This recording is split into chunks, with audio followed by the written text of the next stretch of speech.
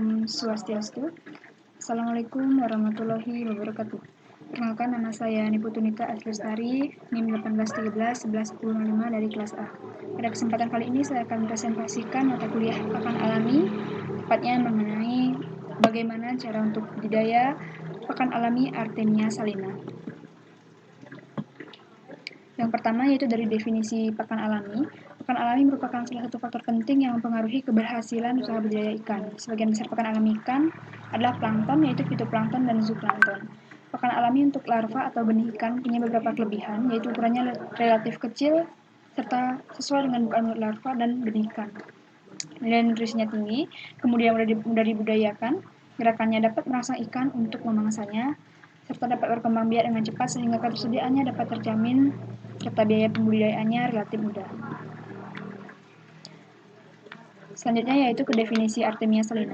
Artemia merupakan pakan alami yang banyak digunakan dalam usaha budidaya ikan dan udang. Di Indonesia belum ditemukan adanya Artemia, sehingga sampai saat ini Indonesia masih mengimpor Artemia sebanyak 50 ton per tahun.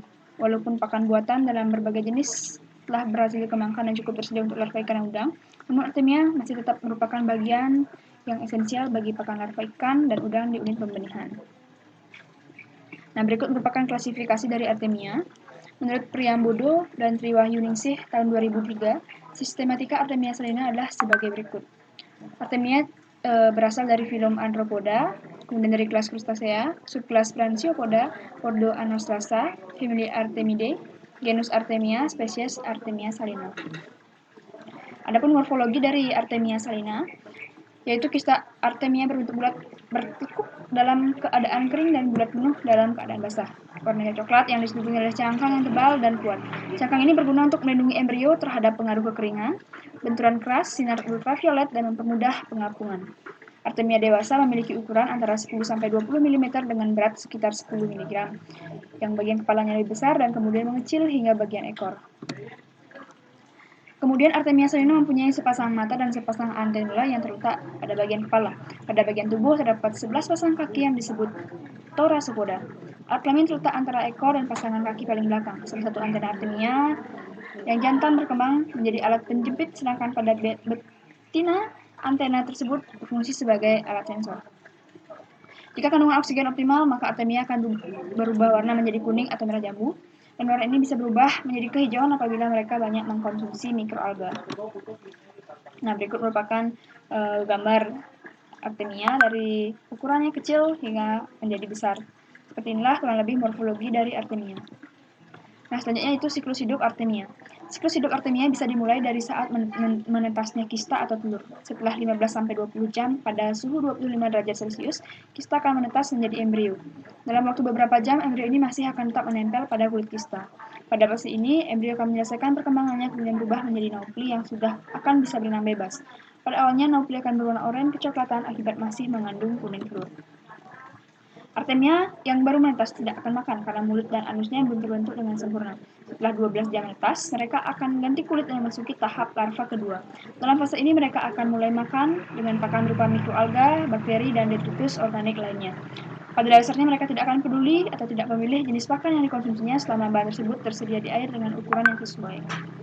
Naupli akan berganti kulit sebanyak 15 kali sebelum menjadi dewasa, dalam waktu 8 hari.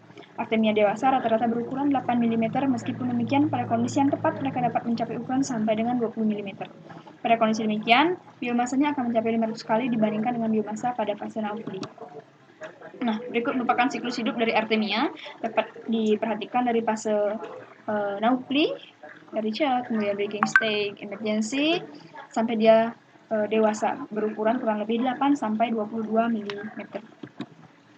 Nah, bagaimana cara untuk membudidayakan Artemia?